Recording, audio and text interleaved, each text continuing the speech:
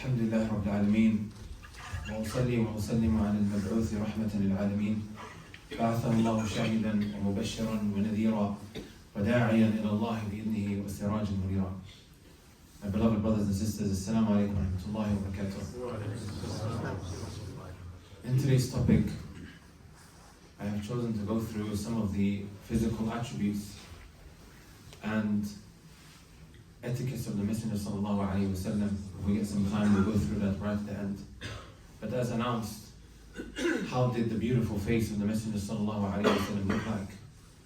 My brothers and my sisters, the companions, may Allah Azza wa Jalla be pleased with them. They would recount and convey every little detail about the Messenger sallallahu alaihi wasallam, which portrayed and showed how much they loved the Messenger sallallahu alaihi wasallam. A lot of us are either married or looking to get married. I hope that's the case. If you're not looking to get married, may Allah help you, right? When we potentially, or should I say, when we go out our way to look for marriage and we find a potential spouse, we will try to find out about every single detail about that individual we want to share our futures with. And I think everybody would agree with that. Wanting to know about what their code of conduct is, how they treat the people, right? What is her relationship with her father or his father? And likewise, what is the relationship that they have with their mothers? Does he work? Is she an individual that has been adorned with the most best of characteristics throughout her life, or is she known with or known about to have characteristics and traits that is defamatory? Right? All of these questions we ask, we inquire, we want to know more. Right? You've grown to love that individual after maybe having seen them or having spoken to them. The more you find out, and I think everybody again will agree, the more we find out about that potential spouse, the more we will increase in our love towards them. And that is because you can't love something that you don't know. The more you know about them, or the more you learn about them, the more that love will increase. Tomorrow you find out that she prays at night and that she fasts in the day. Your love for her will only increase. Not in any way, shape or form am I trying to compare a human being that is currently walking on the face of this earth to the Messenger sallallahu alaihi wasallam. But I hope, inshallah ta'ala, we understand the concept behind it. You can't love something that you don't know, or someone that you don't know. One of the most common questions that parents tend to ask is, why is it that my children, or even myself at times, I don't really feel that connection with the Messenger sallallahu alaihi wasallam, or I don't feel that connection with Allah Jalla fi'ula, right? Yes, I know that I have to follow the commandments. I was born as a Muslim, and that the religion of Islam is my religion, right? However, that connection isn't really there. I don't feel that spark, right? From the most common questions that I receive. Sometimes a mother may ask her daughter to wear the hijab, and when the daughter asks why, the response is, Allah said so. The Messenger sallallahu alaihi wasallam instructed with this. They leave the house, they run into their friends, and the friends tell them otherwise, right? So now there is a clash of opinions and views. Allah is saying something, and likewise her friend. But because her friend is more beloved to her and she knows more about her, she is more likely going to give in to what her friend is saying. And that is because Muhammad ibn Abdullah sallallahu alayhi wasallam, or the commandments of Allah subhanahu wa ta'ala, don't really mean much in their lives. And that is simply because they don't know anything about them. And like I said, and I'll keep repeating this, you can't love something that you don't know, right? It's very difficult to do so. This is why I've been going through some of the names of Allah subhanahu wa ta'ala, so we can get to know Allah subhanahu wa ta'ala a little bit better. right? Because the more we know about him and who he is, the more we will increase in our love for Allah Azza wa Jal. And likewise the same when it comes to the Messenger sallallahu alayhi wa sallam. He who Allah subhanahu wa ta'ala told us about, لَقَدْ كَانَ لَكُمْ فِي رَسُولِ اللَّهِ أُسْوَةٌ حَسَنَةٌ. Indeed, you have in the Messenger sallallahu alayhi wa sallam the greatest of role models, the best of examples, right? We are not in need of any other role model, right? If there is one role model that we need, then do not look beyond the Messenger sallallahu alayhi wa sallam. In just about every aspect of life. Sometimes we feel that our religion, right, is somewhat disconnected from reality. No, my brothers and my sisters. The Messenger sallallahu alayhi wa sallam, the way he carried out his military operations, the way the Messenger sallallahu alayhi wa sallam dealt with his spouse, with his wives, how he dealt with his relatives, how he dealt with his tribe, with the non-Muslims, right? Isn't that relatable and relevant to every single one of us? Don't we have wives? Don't we have family members? Don't we have tribes? Don't we have non-Muslims around us that we need to somewhat learn how to deal with, right? As individuals and people who now reside and are situated in these countries of the non-Muslims, right? In just about every aspect of life, the Messenger sallallahu alaihi wasallam, right, has something to say about it, right? There was nothing except that the Messenger sallallahu alaihi wasallam had somewhat of a connection to, right? This is why, subhanallah, Salman al-Farisi, right? He was one time engaging with a Jew. The Jew comes up to Salman al-Farisi and says, قَدْ عَلَّمَكُمْ نَبِيُّكُمْ كُلَّ شَيْءٍ حَتَّى الْخِرَاءَةِ. Right? Indeed, your Prophet has taught you everything, even khira'a with a kha, not with a qaf.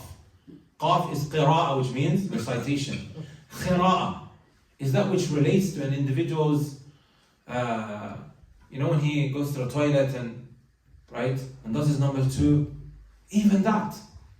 Some of the scholars, they mentioned that he was trying to make fun of Salman al-Farisi, right? So Salman al-Farisi said, Ajal, na'am. He told us how to wash ourselves, which direction to face when, answering the call of Isha, ila akhirih. He told us everything, right? Everything that we need, my brothers and sisters. Do not look beyond your religion. We have inspiration, right? By none other than the Messenger sallallahu alaihi wasallam.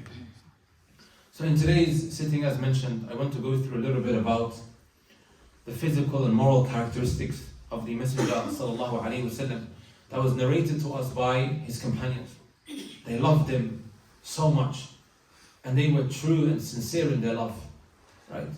It wasn't just lip service, my brothers and my sisters. They truly meant it, and the fact that they narrated and transmitted everything about him to us, that is a clear indication of that, right? There is a verse in the Quran, my brothers and my sisters, that Imam Ahmad rahimahullah ta'ala referred to as ayatul mihna, the verse of exaggeration, or examination, should I say, right? The verse of examination, to really put you to the test, the litmus test, right? What was this verse? Allah subhanahu wa ta'ala says in the Quran, say to them, O Muhammad, if they truly love Allah, قُلْ إِن كُنْتُمْ تُحِبُّونَ اللَّهِ فَاتَّبِعُونِ, then follow me. And that's when Allah subhanahu wa ta'ala is going to love you, right? Hassan al-Basri, he would say, زَعَمُوا, some people claimed, أَنَّهُمْ يُحِبُّونَ اللَّهَ وَرَسُولَهُ. They claimed that they love Allah and His Messenger. But He tested them with this verse. فَابْتَلَاهُمُ اللَّهُ بِهَذِهِ. Allah subhanahu wa ta'ala tested them with this verse, right? So you have to ask yourself, how much of the Messenger do I know about? Or I'm more knowing of, right, the Manchester United or City football team more than anything I know about the Messenger sallallahu alaihi wasallam. Or for those who support Liverpool, Madrid, right? Who do I know better, right? That is the litmus test, my brothers and my sisters. Right? And if we're falling short, right, it's never too late to start our journey in taking our religion so much more seriously. Right?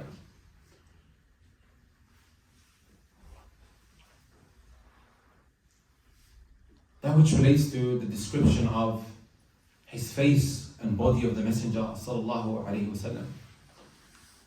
When you look at the different narrations that were transmitted to us, my brothers and my sisters, they have many similarities in how the Messenger sallallahu alaihi wasallam looked.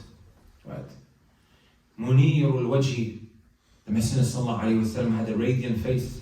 Mushriqul muhya or muhayya, bright countenance. Yatala'la'u bin nuril bahir, shining with brilliant light. Waddiya'u zahir, radiant glow. Walbaha'u zahir, his beauty was evident. لو رأيته لرأيت الشمس طالعة. If you were to see the Messenger sallallahu alaihi wasallam, you would think that the sun has risen. فخم مفخم, dignified and majestic. يتلألأ وجهه تلألؤ القمر ليلة البدر. The Messenger sallallahu alaihi wasallam's face would shine like the moon on a full night. فوجهه المشرق بالأنوار. His face, my brothers and my sisters, it's illuminated with lights. وَالْفَيَّاضُ بِالْمَعَانِ وَالْأَسْرَارِ, overflowing with meanings and secrets. دَلِيلٌ سَاطِعٌ وَبُرْهَانٌ قَاطِعٌ. It was clear and evident, right? Just looking at the face of the Messenger sallallahu alaihi wasallam, that the proof of being a truthful prophet was so clear and explicit for everybody to see. Undeniable. على أنه رسول الله حقا وصدقا, that he was the true messenger and prophet that was sent by Allah subhanahu wa ta'ala. So much so that Abdullah ibn Salam, for those who are aware of this companion, my brothers and my sisters, he was a rabbi, right? Up until the Messenger sallallahu alayhi wasallam had entered into Al-Medina. Abdullah ibn Salam radiyallahu ta'ala anhu, he says, لما تأملت وجهه, right? When I contemplated on the Messenger sallallahu alayhi wasallam's face, واستبانت طلعته, right? أو استبنت طلعته أول مقدمه المدينة. When he first arrived in Al-Medina, عرفت أن وجهه ليس بوجه كذاب. I realized and knew straight away that this face is not the face of a liar. This is a rabbi, my brothers and my sisters, who at the time was not a Muslim, right? Sincere. We know that the Jews, they refused at the time to accept the Messenger sallallahu alaihi wasallam, even though they knew the Messenger sallallahu alaihi wasallam through his descriptions. As Allah tells us in Surah Al-Baqarah, الَّذِينَ آتَيْنَاهُمُ الْكِتَابَ يَعْرِفُونَهُ كَمَا يَعْرِفُونَ أَبْنَاءَهُم. Those who we gave the book to, they knew the Messenger sallallahu alaihi wasallam. This is before they saw him, because of all the descriptions that was mentioned in their scriptures. The same way one would know his son, right? As a parent, my brothers and my sisters, right? Nobody knows your children, especially your sons, better than yourself. And this is the example that Allah subhanahu wa ta'ala gives us. Right? So Abdullah ibn Salam, who was a Jewish rabbi at the time, upon seeing the Messenger sallallahu alaihi wasallam, submitted right away. Right? Contemplating on the face of the Messenger sallallahu alaihi wasallam, recognizing, right, everything that he learned about the advent of the Messenger sallallahu alaihi wasallam, he knew straight away. He was sincere and accepted. Right? We are also told in another narration, Al-Bara ibn Azib radiyallahu ta'ala anhu, the noble companion, he says, كان رسول الله صلى الله عليه وسلم أحسن الناس وجها وأحسنهم خلقا ليس بالطويل الذاهب ولا بالقصير. He, Bara ibn Azib, he says, the Messenger sallallahu alaihi wasallam was the most beautiful in appearance and the best in form. He was neither excessively tall nor was he excessively short. Also in another narration, he, the same companion, says, كان بعيد ما بين المنكبين. His shoulders were broad. عظيم الجمة تصل إلى شحمة أذنيه. Right? He had thick hair that reached his earlobes. وكان عليه حلة حمراء ما رأيت شيئا قط أحسن منه. the Messenger ﷺ was wearing a red cloak. مَا رَأَيْتُ شَيْئًا, he says, I never saw anything that was more beautiful than the Messenger ﷺ. Take note, my brothers and my sisters. He didn't say, I never saw any human being that was more beautiful than the Messenger ﷺ. He said, I didn't see anything.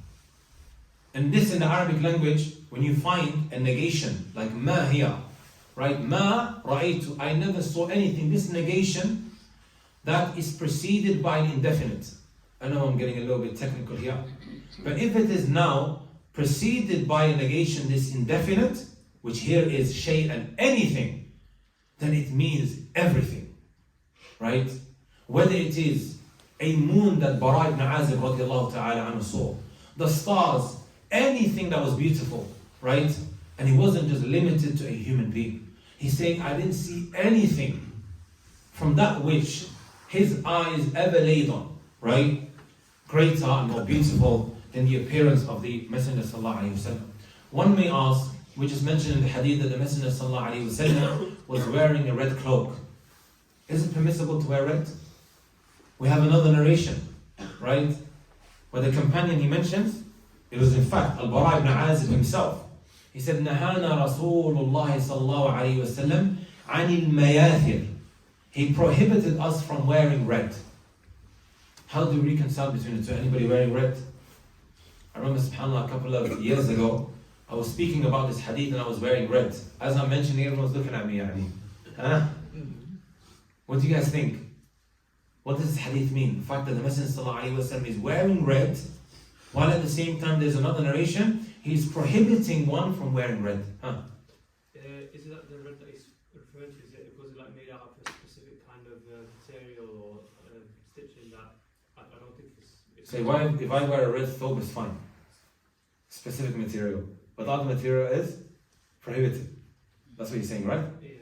So our brother, he mentioned that if you're wearing a certain type of fabric or a material, then this is what is prohibited. Right? Which has the red color. Anybody else? The way to reconcile, go on. Wasn't it about the saffron dye? Saffron. Like, the Messenger sallallahu alaihi wasallam, if he does something, right, and there are other times maybe he's prohibited it, our Sharia does not contradict with one another, right? There's always a meaning. Sometimes you have these Islamophobes, right, these non-Muslims, who try to collect the hadith to point out contradictions, when in reality they themselves haven't understood how to reconcile between evidences. There's a whole science, right? There's a whole science that has been dedicated in how to understand the text, the nusus, right? And the first one to put down this science was who? Al-Imam al-Shafi'i. This science is referred to as usul al-fiqh. This is why some of these Orientalists, they have a big problem with Imam al-Shafi'i, rahimahullah ta'ala. He was the first one to put down this science called usul al-fiqh that teaches you how to understand the text. When do we understand it from a general perspective? When is it more specific? Right? When is it mutlaq? When is it what muqayyad? When is it restricted? When is it understood without limitations? Right? When is it a commandment? When is it sunnah? When is it makruh, disliked? When is it what prohibited? That's why they have a big problem with Imam Shafi'i rahimahullah ta'ala. Even then, my brothers and my sisters, right, without even going into the technicalities, what this is referring to is if you are wearing pure red. However, that which the Messenger sallallahu alaihi wasallam was wearing, right, it had a mixture with other colors. Right? It had a mixture with other colors. Like, for example, I don't know, a Manchester United top. Huh? Would you guys say it's allowed? But it has a devil though, right? Huh? Is it purely red? If it was purely red and there wasn't any additional colors, right, then we've got a problem. But either way, like, I'm not going to tell you guys go and wear a Manchester United shirt that has a red devil on there, right, or a non-Muslim guy's name. Ala kulli hal, just so you guys can conceptualize it. طيب. So going back to what I was saying, right, this statement of Al-Bara ibn Azib radiyallahu ta'ala anhu encompasses everything beautiful that he has ever laid his eyes on, whether it is a human being or anything from amongst the creation of Allah subhanahu wa ta'ala. In another narration, Al-Bara ibn Azib radiallahu ta'ala anhu, he was asked, right? سئل أكان وجه رسول الله صلى الله عليه وسلم مثل السيف? Was the face of the Messenger صلى الله عليه وسلم like a sword? فقال لا بل مثل القمر, but rather it was like the moon, right? But rather the Messenger صلى الله عليه وسلم's face shone and was radiant like the moon.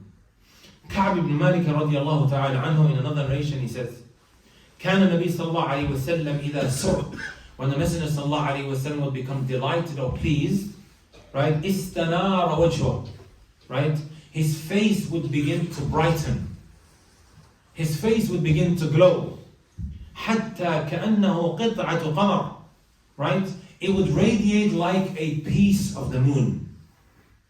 In another narration, my brothers and my sisters, this is the hadith of Ali ibn Abi Talib radiallahu ta'ala anhu. He said, لم يكن رسول الله صلى الله عليه وسلم بالمطهم ولا بالمكلثم وكان في وجهه تدوير. He says, the Messenger sallallahu alaihi wasallam's face was neither bloated nor overly rounded. However, his face had a slight roundness. What this means, my brothers and my sisters, or what bloated is referring to is, right, excessive puffiness, right? And rounded refers to an overly circular face. There was a tadweer, some roundness to it, but it wasn't overly circular. As the great companion Ali ibn Abi Talib radiallahu ta'ala anhu, he mentioned. In another narration, the hadith of Jabir ibn Samara radiallahu ta'ala anhu, he was asked the same question as Bara ibn Azib radiallahu ta'ala anhu. How did the Messenger sallallahu alayhi wa sallam's face look? Was his face round? His response was, قال لا مثل الشمس. Sorry, was his face like a sword? Right, meaning the shape of a sword, or maybe how much a sword may shine. His response was, لا مثل الشمس والقمر مستديرا. No, it was like the sun and the moon, radiant and slightly rounded. In another narration we are told, the narration of Rubayya bint Mu'awwad radiyallahu ta'ala anha, قالت يا بني لو رأيته لرأيت الشمس طالعة. If you saw the Messenger sallallahu alayhi wasallam's face, right, you would think that this was like the sun that has just risen. Abdullah ibn al-Harith radiyallahu ta'ala anhu, he said, ما رأيت أحدا أكثر تبسما من رسول الله صلى الله عليه وسلم. I never saw anyone that smiled more than the Messenger sallallahu alayhi wasallam. My brothers and my sisters, especially to the youngsters, unfortunately over time what's happened is smiling is seen as a weakness, right? I'm seen as somebody who's soft if I'm walking around smiling, right? And it is shunned upon, especially on the streets. This is your Prophet Muhammad sallallahu alayhi wasallam, right? He says, I never saw anyone who smiled more than the Messenger sallallahu alayhi wasallam, right? He himself, in another narration, would advise us to walk around meeting others with a pleasant face, right? Looking in a delightful way when embracing others, right? Perhaps that may well soften up an individual's heart towards you, especially if you're giving da'wah to that individual, right? This individual, whenever he meets me, whenever he embraces me, he has this delightful, pleasant face, right? As opposed to if you're looking at him in such a face that is ma'bus, scrunched up face, or giving him a dirty look, how do you expect that individual to ever accept anything from you, right? Sometimes we want to get an advice across to our parents or those who are a lot older than us. And they've been upon their ways for decades. The Eiffel Tower, my brothers and my sisters, was not built in 24 hours. Right? Especially if they are a lot older than you, it's so much more difficult. Wallahi alladhi la ilaha ghayruh, sometimes a smile can go such a long way. That which relates to the head and the hair of the Messenger sallallahu alayhi wasallam. In the hadith of Anas ibn Malik radiyallahu ta'ala anhu, كان رسول الله صلى الله عليه وسلم ضخم الرأس Anas mentions radiallahu anhu that the Messenger sallallahu alayhi wa sallam's head was large. والقدمين, and likewise his feet. لم أر قبله ولا بعده مثله. I never saw before or after him anyone or anything that was more beautiful than the Messenger sallallahu alayhi wa sallam. وكان بسط الكفين ضخم اليدين. The Messenger sallallahu alayhi wa sallam had very soft hands, right? While at the same time his hands were large. With regards to his sha'r, about his hair, كان, the Messenger sallallahu alayhi wa sallam's hair was very thick, right? ليس بالجعد ولا بالسبط بين أذنيه وعاتقه أو بين أذنيه وعاتقه. We are told that his hair wasn't rough, it wasn't hard, while at the same time it wasn't, right, overly soft. It was in between. بين أذنيه وعاتقه, right? Messenger sallallahu alayhi wa sallam's hair would come down, right, between his ears and also his shoulders, right? As we will hear in another narration, right? Anas ibn Malik radiallahu ta'ala anhu, he says, إلى أنصاف أذنيه. It would come down all the way to the middle of his ears. In a narration we are told, right, up to his shoulders. How do we reconcile between the two? The scholars, they mentioned, the narrators who narrated these different appearances of the Messenger sallallahu alaihi wasallam, it referred to the different times that the narrator would see him. Sometimes the Messenger sallallahu alaihi wasallam's hair would come down all the way to his shoulders, and sometimes to the midpoint of his ears. وصف الفم والعينين والقدمين. We are told with regards to the mouth and also the eyes of the Messenger sallallahu alaihi wasallam. كان رسول الله صلى الله عليه وسلم ضليع الفم أشكل العينين منهوس العقبين. The Prophet sallallahu alaihi wasallam's mouth was wide, slightly reddish eyes that the Messenger sallallahu alaihi wasallam was blessed with, and his heels were not fleshy. What this signifies is him having a wide mouth, as the scholars they mention, right? He had clarity in his speech. أشكل العينين, right? The fact that he had some redness in his eyes refers to a natural reddish hue in the whites of his eyes, right? Which only increased in his jamal, in his beauty. منهوس العقبين, that which relates to his non-fleshy heels, means that his heels had less flesh, which was typical for his lean and fit physique of the Messenger sallallahu alaihi wasallam. وصف اللون والبشرة, the skin color of the Messenger sallallahu alaihi wasallam. Anas ibn Malik radiallahu ta'ala anhu says, كان رسول الله صلى الله عليه وسلم ليس بالطويل البائن ولا بالقصير. He wasn't excessively tall, nor was he excessively short, and we mentioned this before, right? وليس بالأبيض الأمحق ولا بالآدمي, right? Neither was he pale, nor was he dark brown. ولا بالجعد القطط ولا بالسقط. Nor was the Messenger sallallahu alaihi wasallam's hair, right?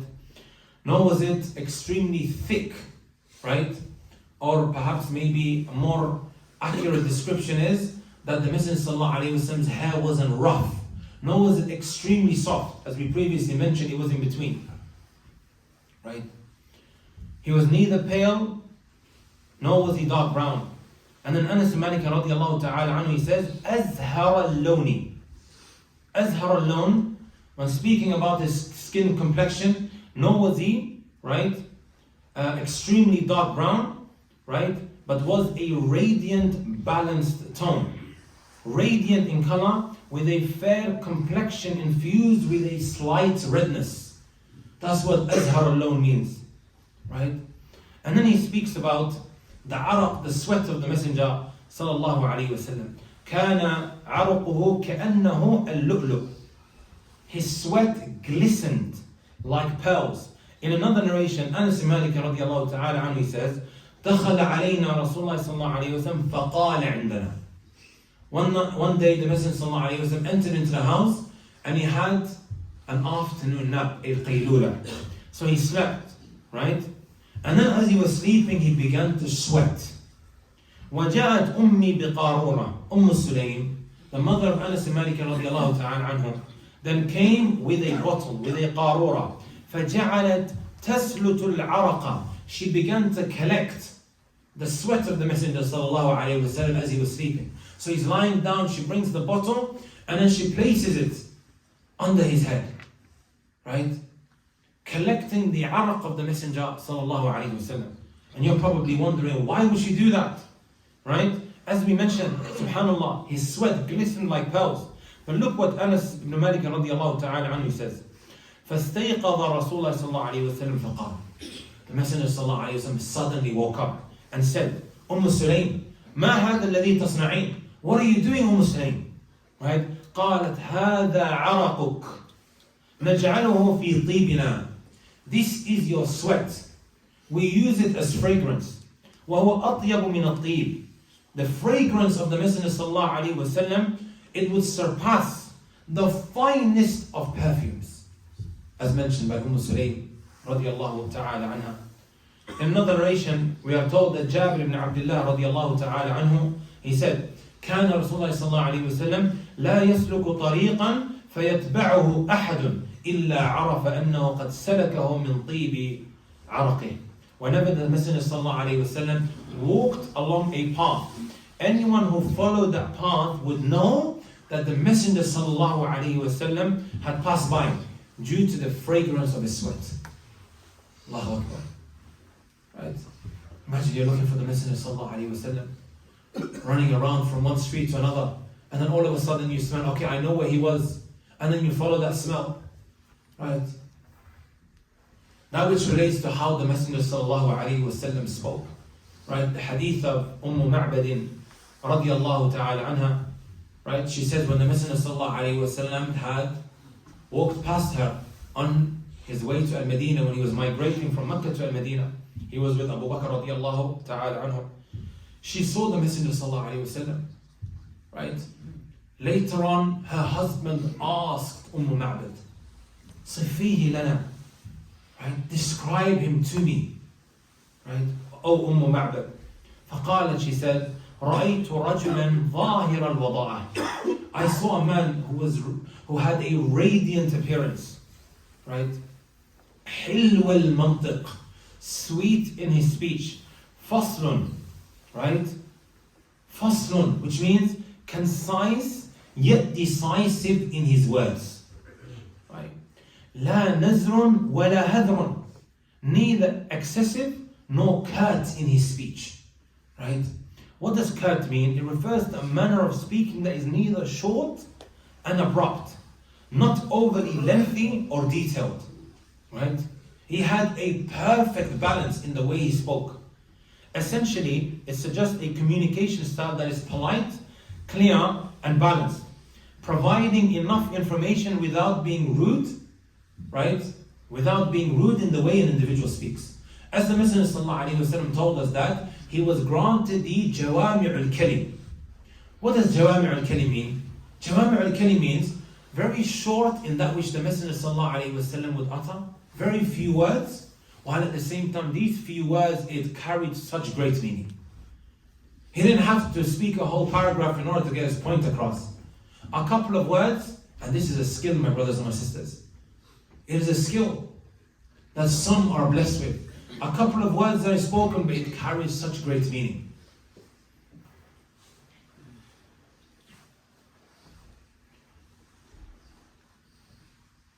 Ma'bad, when she said, كان منطقه, or should I say, فصل لا نزر ولا هدر, concise yet decisive in his words. This means that he was balanced in his speech, neither speaking too little nor too much. His words were brief but comprehensive, containing profound meanings. He was gifted with the Jawami' al-Kalim. Right? Also in another narration we are told, كان منطقه أو منطقه خزرات نظم يتحدر. Right? His speech flowed so perfectly, like arranged pearls. Right? It would follow up with one another flawlessly.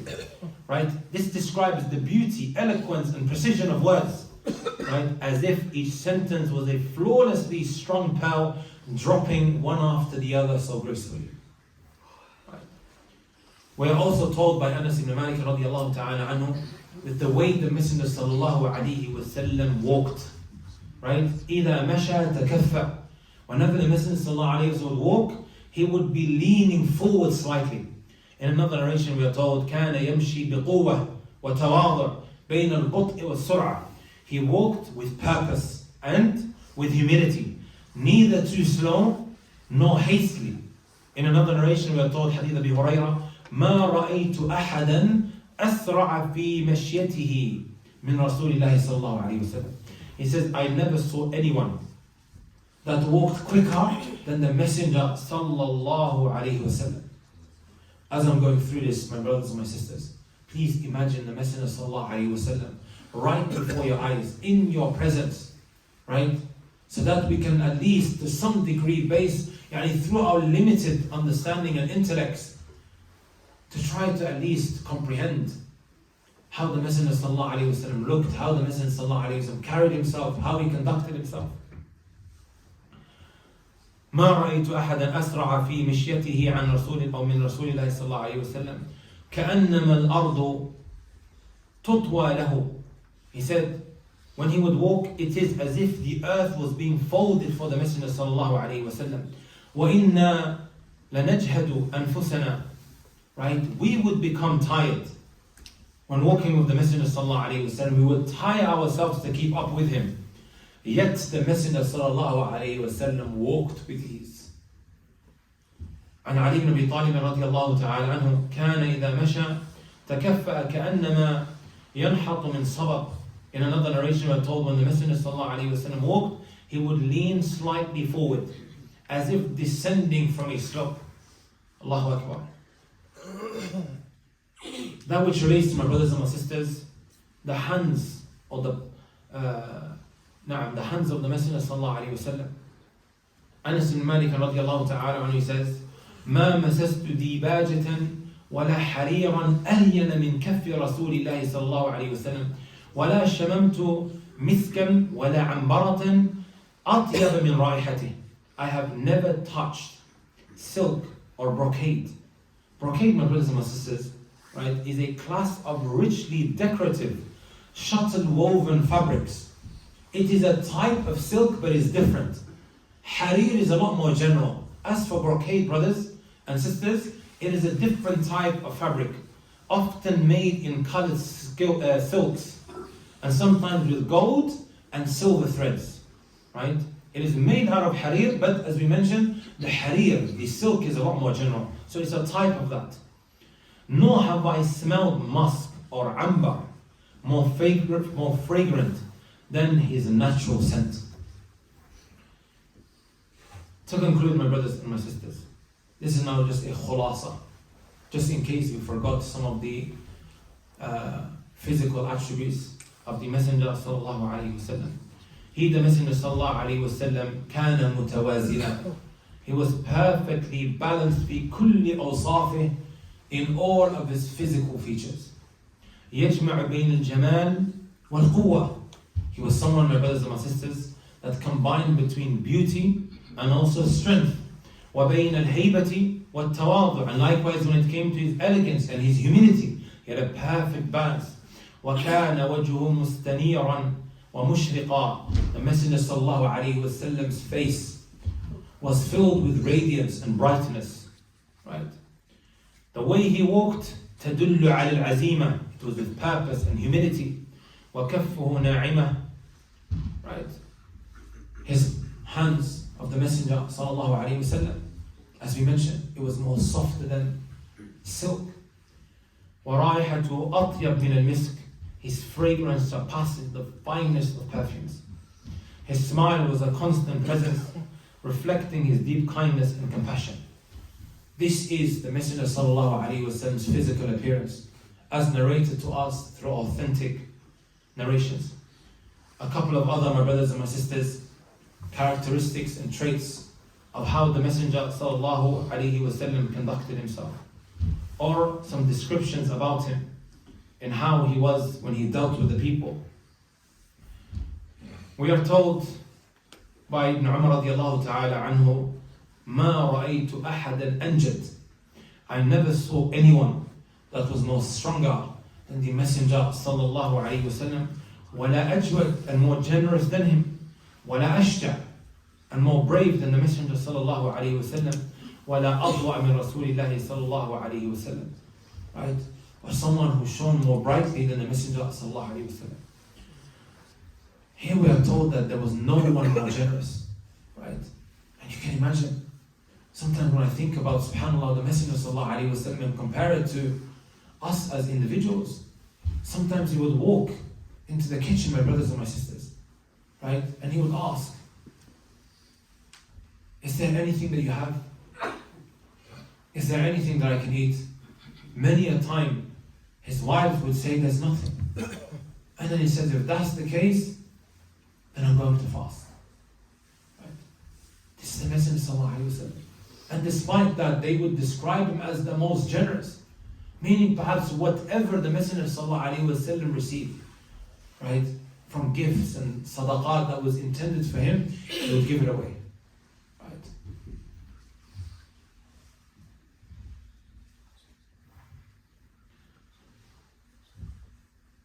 Another important fact that we are told about the Messenger sallallahu alayhi wasallam, Jabir ibn Abdullah radiallahu ta'ala, he says, ما سئل رسول الله صلى الله عليه وسلم شيئا فقال لا. Never was the Messenger sallallahu alayhi wasallam asked for anything and he ever said no. Right? He never said no. In another narration he says, فَجَاءَهُ رَجُلٌ فَأَعْطَاهُ غَنَمًا بَيْنَ جَبَلَيْنِ. A man came to the Messenger sallallahu alayhi wasallam and he asked. He, the Messenger sallallahu alayhi wasallam, ended up giving him everything between the two mountains. مِنَ الْمَوَاشِي, from the livestock, right, that the Messenger sallallahu alayhi wasallam possessed. فَرَجَعَ إِلَىٰ قَوْمِهِ, and then he went back to his people. This man that was gifted with all of this, فَرَجَعَ إِلَىٰ قَوْمِهِ فَقَالَ, O people, and he said to them, right, embrace al-Islam, أسلموا, فإن محمدا يعطي عطاء من لا يخاف الفقر. Indeed, the Messenger sallallahu alayhi wasallam, he gives like somebody who does not fear poverty, someone who does not fear bankruptcy. He literally gave him everything, perhaps hoping that his heart will become closer to Islam. I'll conclude with this story, my brothers and my sisters, and perhaps we can take a lesson when engaging with those who need da'wah, because every single one of us here, my brothers and my sisters, has a responsibility. Right? The Messenger sallallahu alayhi wasallam, my brothers and my sisters, on the day of Uhud, his helmet was smashed, his face was gashed, and his tooth was broken. Some of his companions were killed, including Hamza, his uncle, radiallahu anhu, and Mus'ab ibn Umair, and many of the other companions, 70 or so, all defending this religion so they can continue propagating the deen of Allah subhanahu wa ta'ala. Right? We know the many stories of his companions that were executed just so they can hold on to the religion, and that this religion will reach the four corners of the world.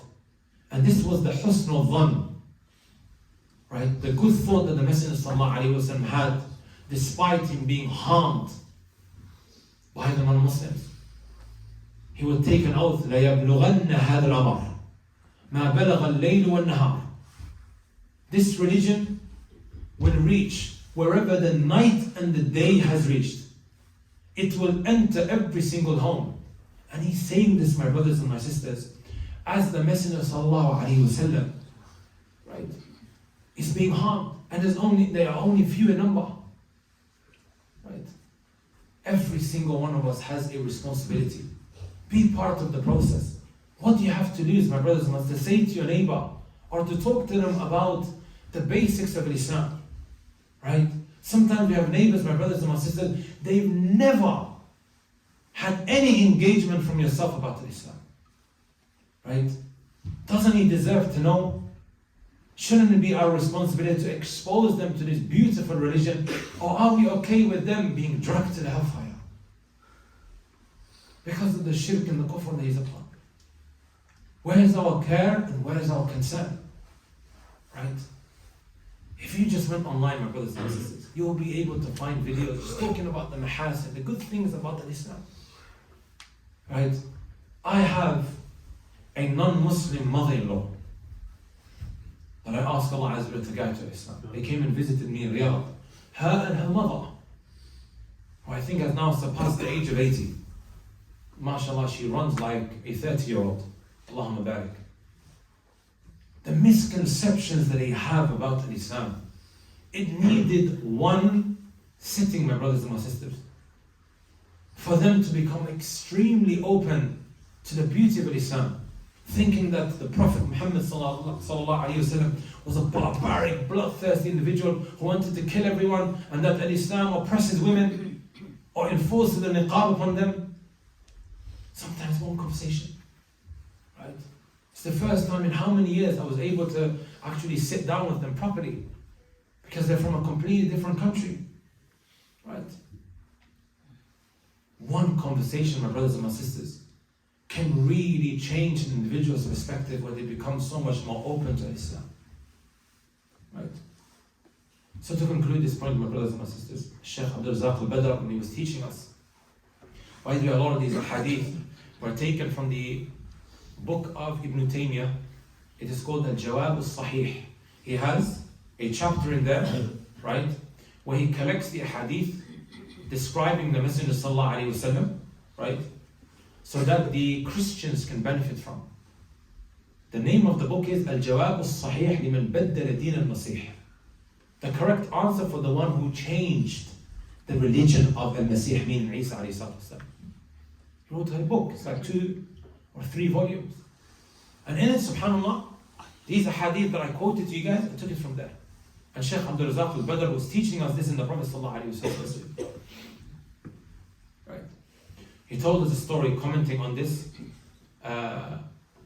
scenario that I just mentioned, or this incident where the Messenger sallallahu alaihi wasallam gave that man who asked, he gave him everything between the 2 mountains. He ends up going back to his family and says, Aslimu, his tribe, embrace al-Islam. Indeed, Muhammad, he gives like someone who never fears poverty. Shaykh Abdul Razak al-Badri tells us that there was this village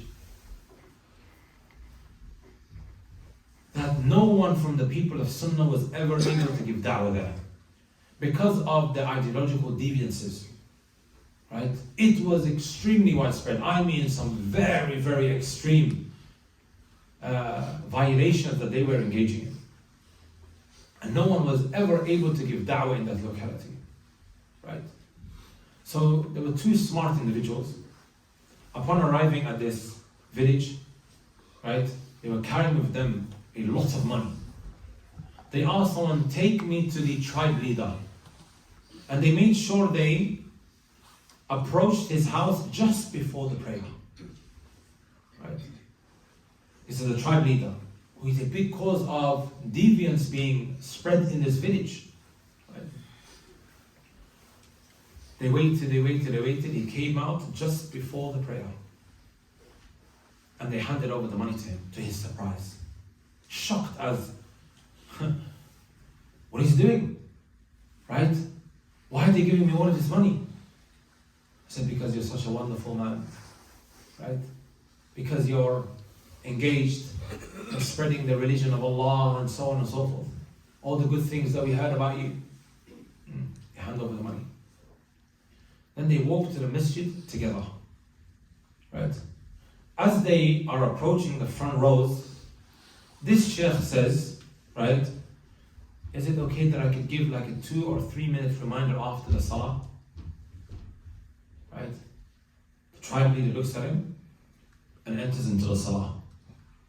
As he finishes the prayer, grabs the mic, the tribe leader, and says, indeed today we have wonderful individuals, right, who are this and that, and started lavishly praising them.